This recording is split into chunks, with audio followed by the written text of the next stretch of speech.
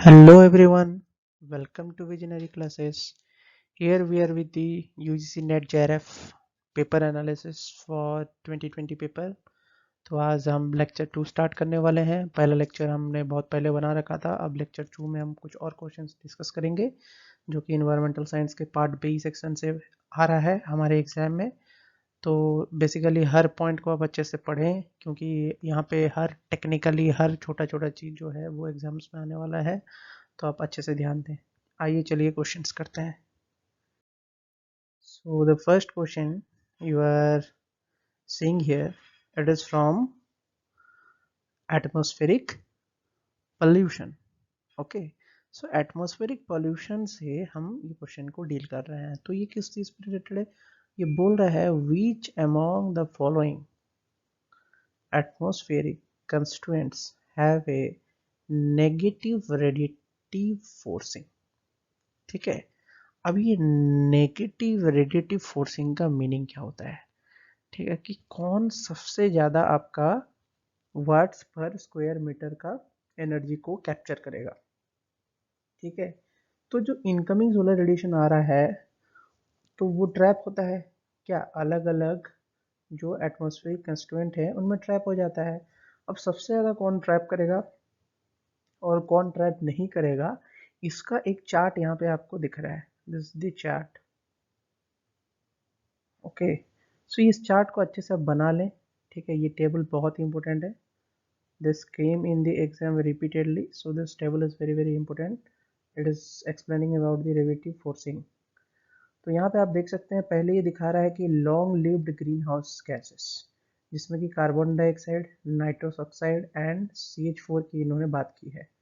फिर आपका आता है ह्यूमन एक्टिविटीज़ की वजह से, जैसे कि ओजन हुआ, स्ट्रेटोस्फेरिक वाटर वेपर हुआ, सरफेस एल्बेडो हुआ, ये सब कंपोनेंट्स मौजूद हैं एटमॉस्फेरिक कंस्टिट्यूएंट्स। ठीक है, फिर नेक्स्ट अगर हम बात करें, यहाँ पे टोटल एरोसोल की बात किया है, जिसकी वजह से डायरेक्ट और इनडायरेक्ट इफेक्ट भी होता है क्लाउड एल्बेडो के थ्रू से।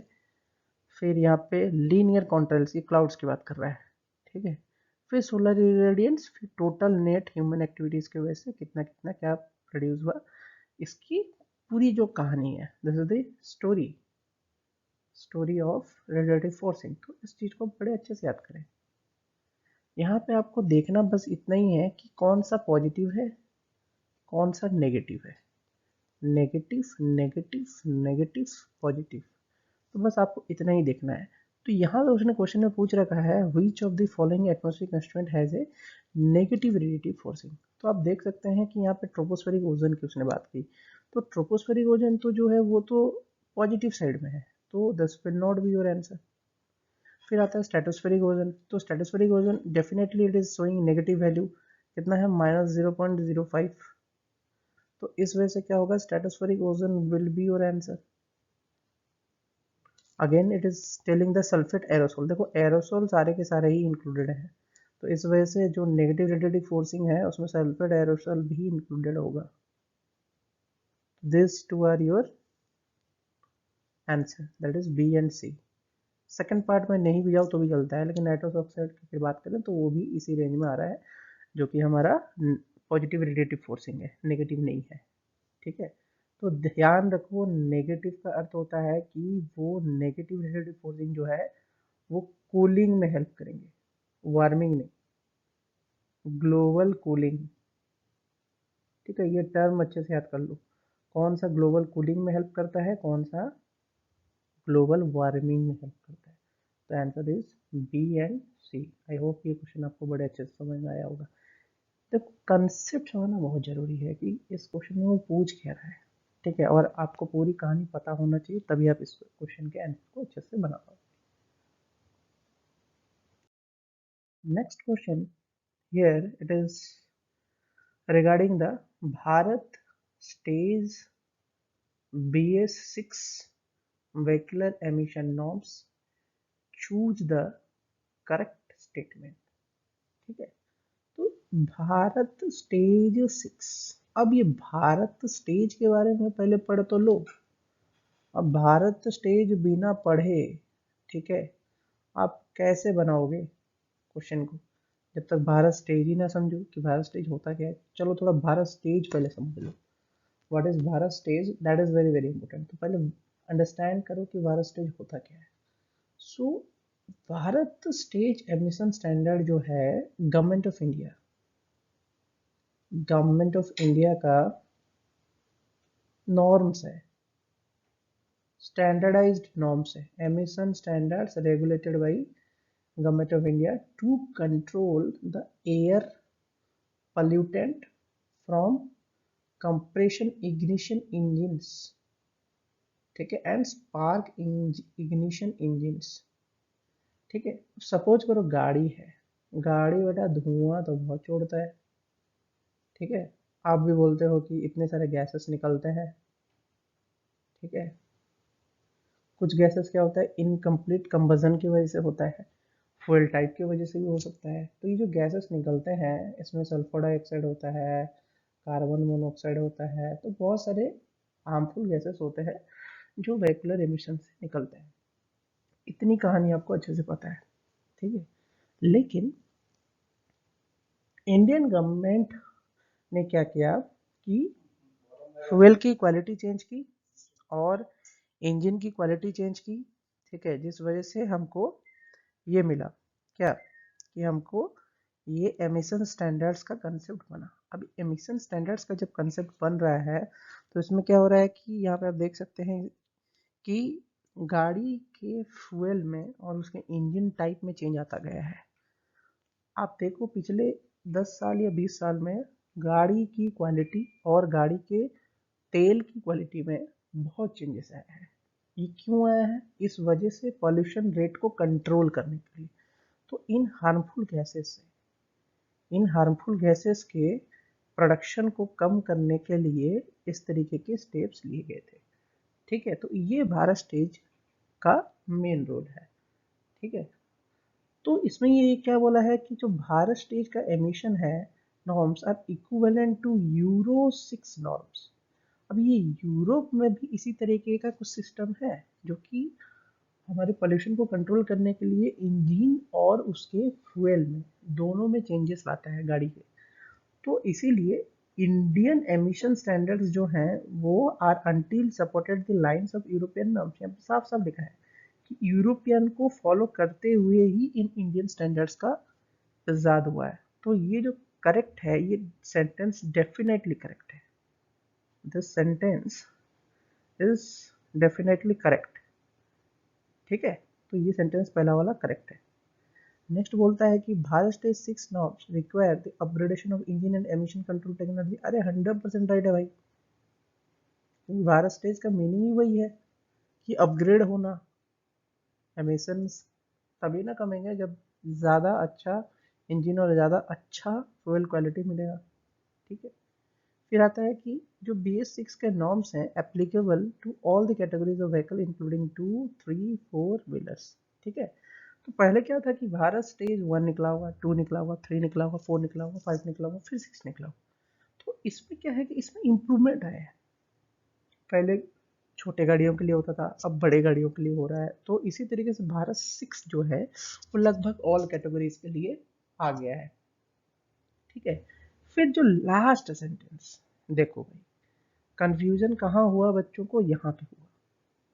ये जो सेंटेंस है, इस सेंटेंस ने लास्ट ईयर बच्चों की ले ली थी। कैसे ले लिया? अब देखो कि BS6 जो नॉर्म्स है उसने बोला कि डू नॉट रिक्वायर। अब बच्चे 3 सेंटेंस पढ़ लिए, ABC राइट है, तो सोचे चौथा वाला भी राइट होगा, तो लगा लो ABCD ऑल। लेकिन उसने बड़ा चालाकी से यहाँ पुट किया है BS6 norms do not require any change in the fuel quality. भाई डू नॉट रिक्वायर का मतलब क्या है कि रिक्वायर नहीं है? नहीं, तो ये तो गलत स्टेटमेंट हुआ ना कि रिक्वायर है। भारत स्टेज में हमारे इंजन के साथ साथ फ्यूल की क्वालिटी भी चेंज होती है। तो इस हिसाब से ये क्वेश्चन का जो आंसर होगा इसमें ये वाला जो सेंटेंस है ये नहीं आएगा। तो इसके नहीं आने की वजह से सिर्फ आंसर ABC ओनली होगा, ठीक है। तो ये गलतियां ना करें आप, क्वेश्चन के हर पोर्शन को बड़े अच्छे से ही पढ़ें, तभी वो होगा। Next thing we will discussing here about the Indian standards 4 wheeler vehicles का जो स्टैंडर्ड है। अब देखो पहले आया इंडियन 2000, जिसी को भारत स्टेज 1 बोला गया, जो यूरो 1 के साथ साथ था। ठीक है, ये कब एप्लीकेबल हुआ? 2000 में नेशन वाइड हुआ था। भारत स्टेज 2 जो था BS2, ठीक है, यूरो 2 के साथ चल रहा था 2005 में। ठीक है, भारत स्टेज 3 BS3, ठीक है, ये तुम्हारा 2010 में।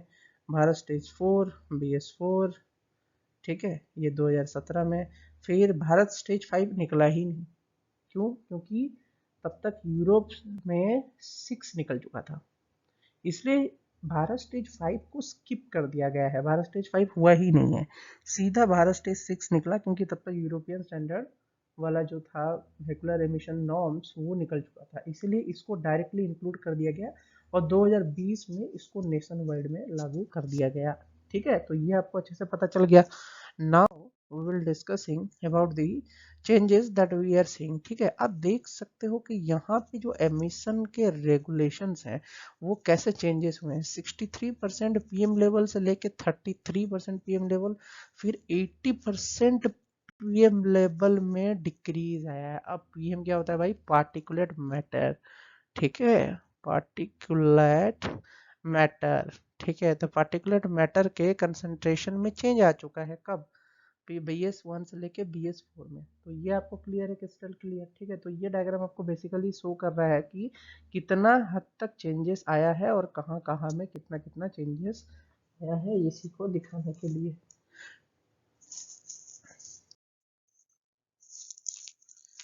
फिर आता है आपका next question, that is telling about the various kind of environmental struggles. ठीक है, तो ये क्वेश्चन है इन्वायरमेंटल स्ट्रगल का। इन्वायरमेंटल स्ट्रगल्स के क्वेश्चंस को भी आपको अच्छे से पढ़ना है। ठीक है, तो इसमें क्या बोल रहा है? Arrange the environmental movements in A chronological order. ठीक है, ये उसने बोला है। तो सबसे पहले अगर हम देखते हैं, ये जो चार दिए हैं, silent valley, Chipko, Appiko and Narmada, तो इनके डेट्स देख लेते हैं। Silent valley 1978, Chipko 1973, Appiko 1983 and Narmada बचाओ 1985। ठीक है, तो इस हिसाब से अगर हम अरेंज करेंगे तो ये BACD होगा। सबसे पहले ये आएगा, फिर आएगा आपका साइलेंट वैली 2, फिर सी आएगा 3, फिर ये आएगा 4। ठीक है, तो ये आपका सीक्वेंस है। तो ये तो आपने पढ़ लिया स्ट्रगल का डेट। ठीक है, लेकिन हर स्ट्रगल का डिटेल में उसकी शॉर्ट स्टोरी आपको याद करने की जरूरत है। किसी भी स्ट्रगल रिलेटेड क्वेश्चंस का, इन्वायरमेंटल स्ट्रगल रिलेटेड क्वेश्चंस में सबसे जरूरी चीज है डेट्स। ठीक है, प्लेस, कहाँ हुआ था। ठीक है, एंड प्लेस के बाद आपका आता है लीडर्स, जो उनको लीड कर रहे थे। ठीक है, चाहे वो कोई ऑर्गेनाइजेशन हो, चाहे कोई वो आदमी हो या पीपल हो, ठीक है, जो उसको लीड कर रहा हो। तो ये जो पॉइंट्स हैं, these three things are very very important from environmental movements, environmental struggle point of view से। ठीक है, तो सबसे पहले यहाँ पे अगर हम बात करें तो साइलेंट वैली क्या था? एक एवरग्रीन ट्रॉपिकल फॉरेस्ट था इन पलखाड़ डिस्ट्रिक्ट ऑफ केरला। ठीक है, जहाँ पे क्या हुआ? स्ट्रगल लीड किया गया था भाई स्कूल टीचर्स एंड केरला सहस्त्र Sahitya Parishad KSSP to save the Silent Valley from being flooded by hydro electric projects. तो हाइड्रो इलेक्ट्रिक प्रोजेक्ट से बचाने के लिए साइलेंट वैली को, जो कि एवरग्रीन ट्रॉपिकल फॉरेस्ट था, मतलब एक फॉरेस्ट था जो कि धरोहर था उस डिस्ट्रिक्ट के लिए। ठीक है, उससे कितने तरीके के रिसोर्स मिलते थे लोगों को, तो गांव वालों ने इसके लिए स्ट्रगल किया। ठीक है, तो किसके वजह से किया? केरला सहस्त्र साहित्य परिषद। तो आपको ये नाम भी याद करना है, कहाँ पे हुआ था?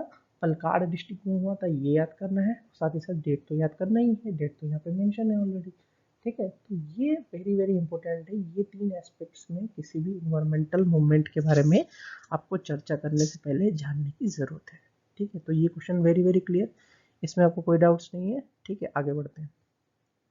नेक्स्ट क्वेश्चन से जाने से पहले हम थोड़ा चिपको के बारे में भी पढ़ लेते हैं। तो चिपको बोल रहा है कि चिपको मूवमेंट कब हुआ था? नॉन वायलेंट एजिटेशन था, जो कि एम्ड किस लिए था? Protection and conservation of trees remembered for the collective mobilization of women for the cause of preserving forest, which also brought about a change in attitude regarding their own status in the society. ठीक है, women's के द्वारा trees को बचाने के लिए देख सकते हैं आप यहाँ पे। ठीक है, तो ये कहाँ पे हुआ था, ये रेनी विलेज में हुआ था।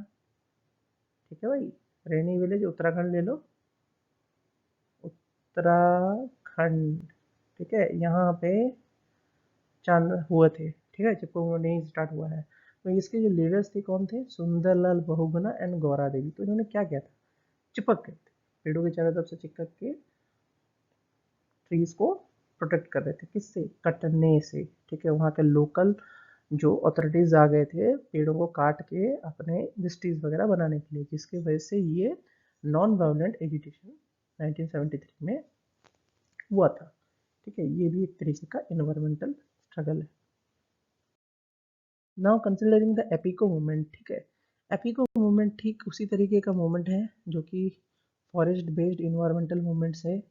इसको भी कहाँ कंडक्ट किया गया था, कर्नाटका इन वेस्टर्न घाट में। और ये क्या था, ये एक कंटिन्यूएशन था। चिपको मूवमेंट इतना फेमस हो गया था, उसका कंटिन्यूएशन ही एपिको मूवमेंट था, जो कि कर्नाटक में वेस्टर्न घाट में उत्तर कन्नड़ा डिस्ट्रिक्ट में हुआ था। ठीक है, तो आपको ये एपिको मूवमेंट के बारे में भी पता होना चाहिए कि ये क्या है। ठीक है, इसको फाउंडेड किसने किया था और लेड बाई किससे हुआ था, पंडूरांग हेगड़े। ठीक है, पंडूरांग हेगड़े, इन्होंने इसको स्टार्ट किया। तो यहाँ पे ये तीनों चीजें भी आपको बड़े अच्छे से याद करना है कि किसने इसको स्टार्ट किया था। नेक्स्ट अगर हम बात करें तो यहाँ पे नर्मदा बचाओ आंदोलन की बात की जा रही है 1985 में। तो नर्मदा बचाओ आंदोलन क्या था, is an Indian social movement spearheaded by native tribals, adivasi लोगों ने स्प्रेड किया था, farmers, environmentalist and human right activity against the number of large projects over the Narmada river. तो उस समय के जो प्राइम मिनिस्टर थे उन्होंने यहाँ पे लार्ज डैम्स, ठीक है, प्रोजेक्ट को स्टार्ट करने की कोशिश की थी नर्मदा के ऊपर, जिसका भी खुलकर विरोध हुआ, which flows through the state of Gujarat, MP, Maharashtra. तो ये डैम किस प्रोजेक्ट के अंदर था, सरदार सरोवर डैम इन गुजरात। ठीक है, इसको बनाने की बात चल रही थी, तो इसके लिए खुलकर विरोध हुआ था। तो इसकी जो वुमेन लीडर थी पेरी पेरी, परवी परवी, ठीक है, एक सीनियर आदिवासी लीडर थी। तो आप इसके कुछ भी और भी हो सकते हैं। तो एनबीए का मैंने एक वुमेन लीडर की बात की है। ठीक है, तो इसके अलावा भी और लीडर हैं, तो आप इनके लीडर्स को जरूर पढ़ लें। ठीक है, लीडर्स पे क्वेश्चंस जरूर आएंगे। ठीक है, तो लीडर्स इनसे रिलेटेड जो भी है वो आप जरूर पढ़ लें। तो वो कहानी याद करो कि क्या हुआ था शॉर्ट में, डेट याद करो और उसका लीडर्स याद करो। तीन फैक्टर बहुत बहुत इंपॉर्टेंट है फ्रॉम इन्वायरमेंटल मूवमेंट के पॉइंट ऑफ व्यू से। ठीक है, आई होप आपको ये वाला क्वेश्चन भी बड़े अच्छे से समझ में आ गया होगा। Now the next thing it is asking, given below. ठीक है, टू स्टेटमेंट, दो स्टेटमेंट दे रखा है। देखा, दो स्टेटमेंट आते ही आप खुश मत हो जाओ, क्वेश्चन बड़ा पेचीदा आता है। क्वेश्चन वही होता है, आंसर वही होता है, लेकिन बच्चों को नहीं आ रहा होता है। नहीं आने का नतीजा ये है कि वो पढ़ नहीं रहे हैं क्वेश्चन को। इसमें पूछ रहा है Leslie matrix population model is a discrete and age independent model. अब भाई लेसाइल मैट्रिक्स के बारे में तो पहले अच्छे से पढ़ लो, फिर इसके बारे में जानोगे। फिर क्या बोलते हैं, the first row in Leslie projection matrix represent the fertility. दो स्टेटमेंट दिए हैं। अब देखो, इसमें वो बोला है कि Leslie matrix population model is discrete and age independent model. तो जहाँ पे डिस्क्रीट तो सिंपल सी बात है, डिस्क्रीट दिया है, लेकिन ये बोला है कि age structured model of population growth. तो यहाँ पे एज इंडिपेंडेंट दिया है, तो दिस इज एब्सोल्युटली रॉन्ग। तो ये स्टेटमेंट रॉन्ग होने की वजह से स्टेटमेंट वन जो है वो तो रॉन्ग हो ही गया। ठीक है, तो बोथ स्टेटमेंट वन और स्टेटमेंट टू जो है वो तो करेक्ट। पहला वाला जो स्टेटमेंट है वो तो कट गया। ठीक है, और थर्ड वाला भी कट गया, बचा है 2 और 4। ठीक है, तो आगे चलते हैं। तो ये बोलता है कि growth that is very very popular in population ecology. तो पॉपुलेशन इकोलॉजी में इसका बहुत नामी नाम है, क्योंकि ये मॉडल बहुत हद तक यूज होता है पॉपुलेशन डिटरमाइन करने के लिए। ठीक है, it was invented by the name after Patrick H Leslie. Patrick H Leslie ने इसको इन्वेंट किया था। इसमें क्या होता है कि methods for representing the dynamics of the age which combines birth and death into a single model. ठीक है, तो इसमें एक टर्म होता है कि ये जो मैट्रिक्स होता है इसमें एक जो पहला वाला रो होता है F2 F3 F4, ये मैट्रिक्स कुछ इस तरीके से होता है। ठीक है, N0 N1 यहाँ पे ऐसे ऐसे होता है। ठीक है, और यहाँ पे N1 N2 इस तरीके से होता है। इन जो पहला रो होता है वो एक तरीके से फर्टिलिटी को ही डिस्क्राइब करता है। तो यहाँ पे आप ये इस चीज़ को अच्छे से याद करें कि फर्टिलिटी को डिस्क्राइब करने की वजह से इसका जो स्टेटमेंट ट्रू है वो एब्सोल्युटली ट्रू है। तो आपका आंसर इसलिए 4 है। अब इसको डिटेल में डिस्कशन करने के लिए हम थोड़ा और अच्छे से समझते हैं कि ये ऐसा क्यों है। तो ये रहा आपका लेसली मैट्रिक्स का पूरा मॉडल। तो यहाँ पे एक पॉपुलेशन वेक्टर की बात किया है। This is a population vector N0 N1 N2 N3 and dot dot NS तक दिया है। यहाँ पे फ्यूडेंसिटी इसको बोलते हैं, जो कि एक फर्टिलिटी रेट को डिफाइन करता है। ठीक है, ये तो आपके टर्म्स हैं। ठीक है, रोज एंड कॉलम्स हैं, और यहाँ पे फिर आपका पॉपुलेशन वेक्टर का सिंबल आ गया है। ठीक है, तो इस तरीके से इस मैट्रिक्स को लिखा जाता है। अब इसको हम थोड़ा और डिस्कस करते हैं कि इनके टर्म्स के बारे में। तो अगर हम बात करें यहाँ पे बर्थ के बारे में, तो बर्थ कैसे निकाला जाता है? न्यू बॉर्न्स इसका निकाला जाता है। न्यू बॉर्न्स कैसे निकाला जाएगा? Number of age 1 females into fecundity of age 1 females plus number of age 2 females into fecundity of second females. अभी फ्यूकेंडिटी जो है, फ्यूकेंडिटी वो क्या होता है कि defined age the number of female offspring. देखो भाई, ऑफस्प्रिंग की बात आ रही है तो फर्टिलिटी है ना, इसीलिए तो फर्टिलिटी मेंशन किया था। ठीक है, also the term newborns may be flexibly defined hatched fry और fry that survive the past year sex stages. मतलब एक्स एक्स मतलब सिंपल है कि फर्टिलिटी को डिफाइन कर ही रहा है। ठीक है, तो ये आपको पूरा याद करना है फॉर्मूला। यहाँ पे जो N0 है वो क्या होगा? N1 into F1, N2 into F2, N3 into F3 and Fs into NS। इस तरीके से आपका जो न्यू बॉर्न का है क्या वैल्यूज, इस तरीके से निकलता है किसी भी एक लेसली मैट्रिक्स का। ठीक है, तो आपको बस बर्थ रेट यहाँ पे याद करना है कि बर्थ कैसे निकाला जाता है। तो लेसली मैट्रिक्स से इस तरीके से बर्थ निकाला जाता है। आइए चलते हैं, इसको एक एग्जाम्पल के थ्रू से डिस्कस करते हैं। बिना एग्जाम्पल का आप इसको समझ नहीं पाओगे। तो let me give you one example how to see this with an example. Suppose करो कि मेरा यहाँ पे इनिशियली, ठीक है, पॉपुलेशन जो है, इनिशियल पॉपुलेशन, ठीक है, age end of the first year, पहले साल के अंत में एज जो है फर्स्ट सेकेंड एंड थर्ड है। और यहाँ पे हमारा नंबर ऑफ फीमेल्स, ठीक है, ये कैसा है? 55, 32 एंड 52। ठीक है, ये कुछ इस तरीके से है। तो अगर हम बात करें नेक्स्ट, वो बोल रहा है कि एज जो है 1, 2 एंड 3 है, और फ्यूकेंडिटी, जैसे कि हमने पढ़ा अभी फ्यूकेंडिटी, ठीक है, न्यू बॉर्न ऑफ स्प्रिंग्स जो है उसका रेट 0.6 है, 2.4 है, यहाँ पे 0.5 है। ठीक है, फिर अगर हम पढ़ते हैं एज, जिसमें कि 1, 2 एंड सर्वाइवल रेट जो है वो एस जो है, एस सर्वाइवल रेट मतलब एस, दैट इज 0.5 एंड 0.6 है। तो ये हमारा डाटा दे रखा है इनिशियल पॉपुलेशन का। This is the data.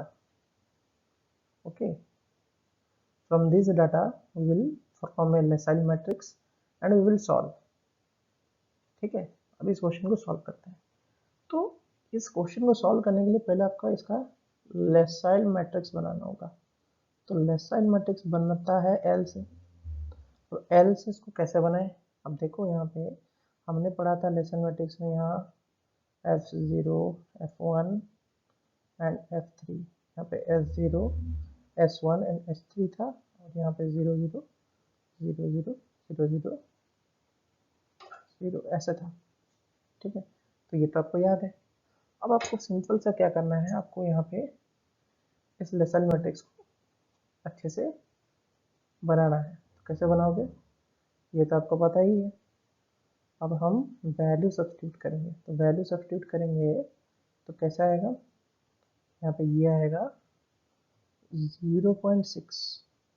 देखो फ्यूकेंसिटी का मीनिंग है कि पहले साल वाले जो फीमेल्स हैं, जो पहले साल तक जिंदा रहे हैं, वो 0.6% ऑफ न्यू ऑफस्प्रिंग दे पा रहे हैं। सेकेंड ईयर तक जिंदा वाले 2.4 दे पा रहे हैं, थर्ड ईयर तक 0.5 दे पा रहे हैं। तो अगर हम इसको बनाएंगे तो ये कितना आएगा, 0.6, 2.4 एंड 0.5। ठीक है, अब 0.5 0 0 0 0.6 0। तो देखो सर्वाइवल रेट भी दे रखा है, तो पहले साल का और दूसरे साल का सर्वाइवल रेट दे रखा है। तो यहाँ पे हमने सर्वाइवल रेट का भी फॉर्मूला पुट कर दिया। ठीक है, तो ये आपका तो मैट्रिक्स बन गया। अब आता है फॉर्मूला। ठीक है, सॉल्व करने का फॉर्मूला, लेसाइल मैट्रिक्स को सॉल्व करने का फॉर्मूला क्या है, number of population of female. ठीक है, एट दिस ईयर। ठीक है, इतने साल में नंबर ऑफ फीमेल, ये एक्चुअली नंबर ऑफ फीमेल का ही देता है। तो नंबर ऑफ फीमेल का जो पॉपुलेशन हो कितना है, N R equal to R पर 1 इंटू एन पी। ठीक है, ये मैं बताता हूँ ये क्या है, ये नंबर ऑफ फीमेल्स। ठीक है, यहाँ पर देखो ये नंबर ऑफ फीमेल्स है, तो ये एन पी जो है ये रिप्रेजेंट कर रहा है नंबर ऑफ फीमेल्स को। ठीक है, आर रिप्रेजेंट कर रहा है कितने साल में ग्रोथ हुआ है, ईयर्स। ठीक है, और एल तो लेसाइल मैट्रिक्स है। इसको सॉल्व करते हैं कि नंबर, अगर मैं बोलूँ कि 6 साल में कितना पॉपुलेशन हुआ है नंबर ऑफ फीमेल्स का, तो 6 साल में कितना पॉपुलेशन हुआ कैसे निकालोगे, एल टू द पावर 5 कर दोगे, एल टू द पावर 5। ठीक है, इनटू क्या करोगे, एन, एन कितना है 55, 32, 52, 52। ठीक है, तो ये आपका क्या दे रखा है, एनपी दे रखा है पॉपुलेशन। तो यहाँ से जब आप निकालोगे तो आपका जो एल का वैल्यू है, जो 6 साल में फीमेल का पॉपुलेशन जो आएगा आपका, एल की ये जो है मैट्रिक्स, इसको सॉल्व कर दो, सिंपल सा बात है, इसको सॉल्व करोगे तो इसका आंसर आपको मिल जाएगा। उसके बाद आप उसकी टू दी पावर 5 कर लेना, तो इससे जो आंसर बन के आएगा वो बन के आएगा 767.1। इतने फीमेल्स हैं, 6 साल में इतने फीमेल्स की पॉपुलेशन हो रखी है। तो ये तो फीमेल का पॉपुलेशन है। तो अगर आप बोलोगे टोटल पॉपुलेशन, ठीक है, टोटल पॉपुलेशन, तो टोटल पॉपुलेशन का मीनिंग है कि डबल। ठीक है, तो n6 इंटू 2 अगर आपने किया तो ये 153.4 इंटू 2 इतना आएगा। तो ये अप्रोक्सीमेटली 1534 दिखा रहा है। तो ये आपका टोटल पॉपुलेशन हुआ, दिस इज योर आंसर। ठीक है, तो इस तरीके से आपको आंसर मिल रहा है। तो लेसाइल मैट्रिक्स का क्या यूज है आपको समझ में आया। उसने पहले साल दूसरे साल और तीसरे साल जिंदा रहने वाले नंबर ऑफ फीमेल्स का पॉपुलेशन का वैल्यू दिया। ठीक है, उसके साथ साथ क्या दिया, उनका फर्टिलिटी रेट के बारे में भी बताया है, दैट इज फीकंडिटी। ठीक है, तो पहले साल दूसरे साल और तीसरे साल जिंदा रहने वाले फीमेल्स की फ्यूकैंडिटी जो है, फ्यूकंडिटी, उसके बारे में भी बताया। तो उसके बारे में भी हमको पता चल गया कि इतने इतने ऑफस्प्रिंग्स को पैदा करना है। फिर सर्वाइवल रेट, कितना सर्वाइवल रेट है, 0.5 पॉपुलेशन सर्वाइव हो सकता है, और सेकेंड साल जीने वाले में 0.6 सर्वाइव हो सकता है।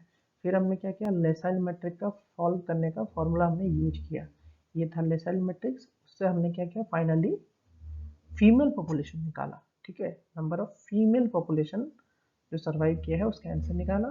फिर हमने इंटू 2 किया तो टोटल पॉपुलेशन निकाल के दिया। तो इस तरीके से लेसाइल मैट्रिक्स का यूज होता है for understanding the population dynamic.